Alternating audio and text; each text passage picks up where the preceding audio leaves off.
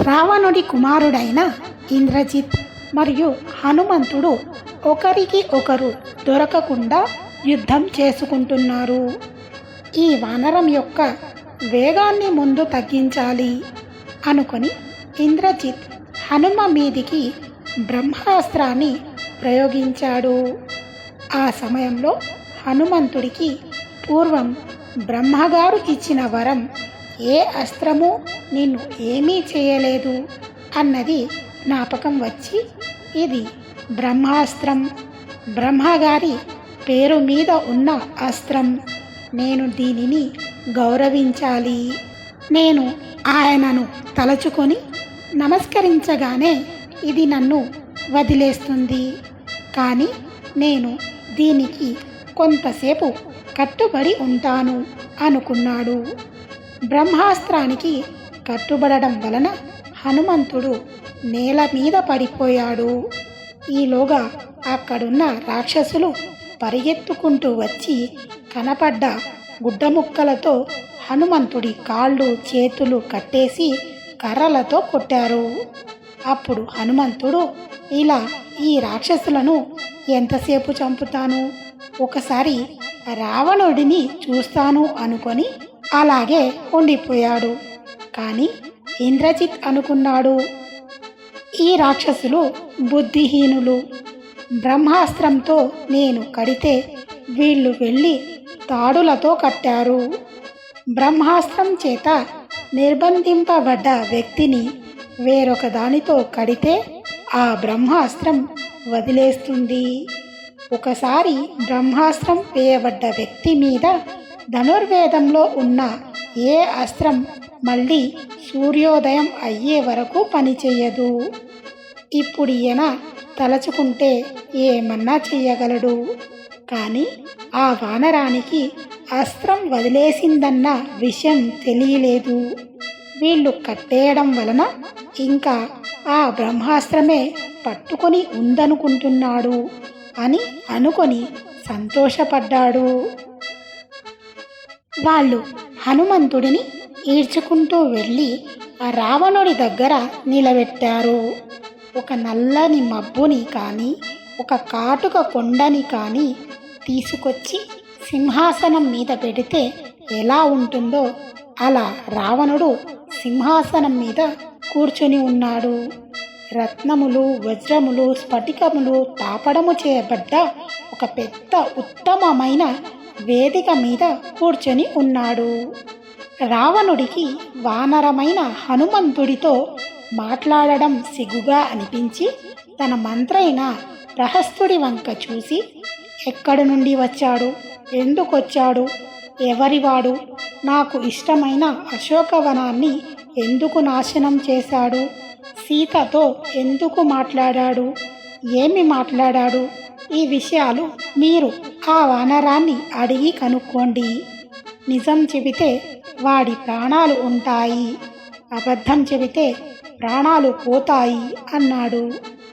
అప్పుడు ప్రహస్తుడు లేచి, నువ్వేమీ భయపడకు, మా ప్రభువు ధర్మాత్ముడు, నిజం చెప్పు, నిన్ను పంపించేస్తాము. నిన్ను అగ్ని పంపించాడా, యముడా, కుబేరుడా, విష్ణువా, ఎవరి ప్రమేయం వల్ల నువ్వు ఈ లంకా పట్టణానికి వచ్చావు, ఎందుకు అశోకవనాన్ని నాశనం చేశావు అని ప్రశ్నించాడు. అప్పుడు హనుమంతుడు రావణుడి వంక చూసి, ఏమి కాంతి, ఏమి ద్యుతి, ఏమి పరాక్రమం, నిజంగా వీడి దగ్గరే కానీ మహాపతివ్రత అయిన స్త్రీని అపహరించి తెచ్చిన పాతకం లేకపోతే వీడు 3 లోకములను శాసించగలిగినవాడు కదా అని అనుకున్నాడు. హనుమని చూసి భయపడిన రావణుడు, ఇది ఒక వానరుడికి ఉండవలసిన తేజస్సు కాదు. ఇంతకు ముందు నేను జాంబవంతుడిని, వాలిని, సుగ్రీవుడిని, సుషేణుడిని, నీలుడిని చూశాను. కానీ వాళ్ళెవరికి ఇంత పరాక్రమము, సామర్థ్యం లేవు. బహుశా ఆనాడు నేను కైలాస పర్వతాలను కుదిపేస్తున్నప్పుడు నందీశ్వరుడు నన్ను శపించాడు. వానరులు నా కొంప ముంచుతాయని, బహుశా నందీశ్వరుడే వచ్చాడేమో అనుకున్నాడు. అప్పుడు హనుమంతుడు అన్నాడు, నేను రామదూతగా ఇక్కడికి వచ్చాను. నా యథార్థ స్వరూపము వానర స్వరూపమే. నన్ను హనుమ అంటారు. సుగ్రీవుడికి సచివుడిని. కిష్కింధ రాజ్యాన్ని పరిపాలించే వాలి నీకు తెలుసు కదా. ఆ వాలిని ఒక బాణంతో రాముడు చంపి సుగ్రీవుడికి పట్టాభిషేకం చేశాడు. నీకు వాలికి ఉన్న స్నేహబంధం వల్ల సుగ్రీవుడు నీకు సోదరుడి వరస అవుతాడు. ఆ సుగ్రీవుడు నీ కుశలం అడిగానని చెప్పమన్నాడు. నేను రాక్షసుడిని కాదు, రాముడిలా నరుడిని కాదు. నేను తటస్థమైన వాడిని, వానరుడిని. అందుకని నీ మంచి కోరి 4 మంచి మాటలు చెబుతాను. విన్నావా బాగుపడతావు, లేకపోతే నాశనమైపోతావు. నిన్ను చూడటానికి వేరొక ఉపాయం లేదు. అందుకని దండోపాయంతో అశోకవనాన్ని నాశనం చేశాను. అప్పుడు నీ వాళ్ళు నా మీద యుద్ధానికి వచ్చారు. దేహాన్ని రక్షించుకోవాలి కాబట్టి ఏదో 4 గుద్దులు గుద్దాను. వాళ్ళు చనిపోయారు. పూర్వకాలంలో కోసల రాజ్యాన్ని దశరథ మహారాజు పరిపాలించేవాడు. ఆయన 4 కుమారులలో పెద్దవాడైన రాముడు తండ్రి మాట నిలబెట్టడం కోసమని 14 సంవత్సరాలు అరణ్యవాసం చేయడం కోసం లక్ష్మణుడు సీతమ్మతో కలిసి దండకారణ్యానికి వచ్చాడు. రాముడి భార్య అయిన సీతమ్మని నువ్వు అపహరించి తీసుకొచ్చి లంకలో పెట్టావు. సీతమ్మ ఎవరో నాకు తెలీదు, నేను చూడలేదు అని అబద్ధాలు చెప్పమాకు. నేను సీతమ్మని అశోకవనంలో చూశాను. నువ్వే సీతమ్మని అపహరించి తెచ్చావు. సీతమ్మ 5 తలల పాము. నీ మృత్యువుని నువ్వు తెచ్చుకున్నావు. రాముడి తేజస్సు ముందు నువ్వు నిలబడలేవు. నిన్ను చంపడానికి రాముడి దాకా ఎందుకు? సుగ్రీవుడు నిన్ను చంపేస్తాడు. రాముడికి సుగ్రీవుడికి అగ్ని సాక్షిగా స్నేహం ఉంది కనుక రాముడి శత్రువు సుగ్రీవుడికి శత్రువే. నువ్వు ఆనాడు నర వానరములతో తప్ప అని బ్రహ్మగారిని వరం అడిగావు కదా. సుగ్రీవుడు గంధర్వ కిన్నర యక్ష దేవత రాక్షసుడు కాదు, కేవలం వానరుడు. మనం చేసిన పాప పుణ్యాలకి సంబంధించిన ఫలితాలని పరమాత్మ ఏకకాలంలో ఇస్తాడు. నువ్వు చేసిన పుణ్యాలకి కాంచన లంకని పొందావు. 1000 మంది కాంతలతో సుఖాలని అనుభవించావు. ఇంతమంది రాక్షసులకి ప్రభువుగా నిలబడ్డావు. కానీ నువ్వు ఇవాళ పరాయి స్త్రీని అపహరించి తీసుకొచ్చావు.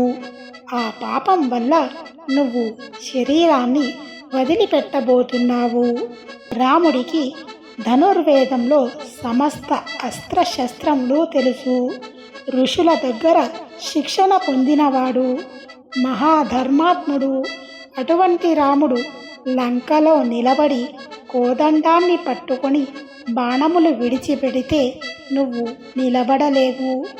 ఆ సమయంలో నీలాంటి రావణులు 1,00,000 మంది వచ్చినా రాముడి ముందు నిలబడలేరు.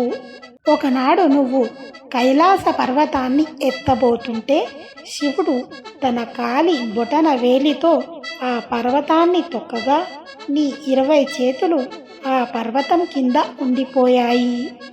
అటువంటి శివుడి ధనస్సుని రాముడు లీలగా విరిచేశాడు. నిన్ను ముప్పు తిప్పలు పెట్టిన వాలిని రాముడు ఒక్క బాణంతో కొట్టేశాడు. ఈ ప్రపంచంలో ఉన్న క్షత్రియులందరినీ ఓడించిన పరశురాముడికి గర్వభంగం చేశాడు. 14,000 మంది రాక్షసులను జనస్థానంలో రాముడొక్కడే సంహరించాడు. అటువంటి రాముడు వస్తే నువ్వు బతకగలవా? అయినా నిన్ను చంపడానికి రాముడు ఎందుకు? నేను చాలు మర్యాదగా సీతమ్మని రాముడికి అప్పగిస్తే బతికిపోతావు లేదా చచ్చిపోతావు అన్నాడు.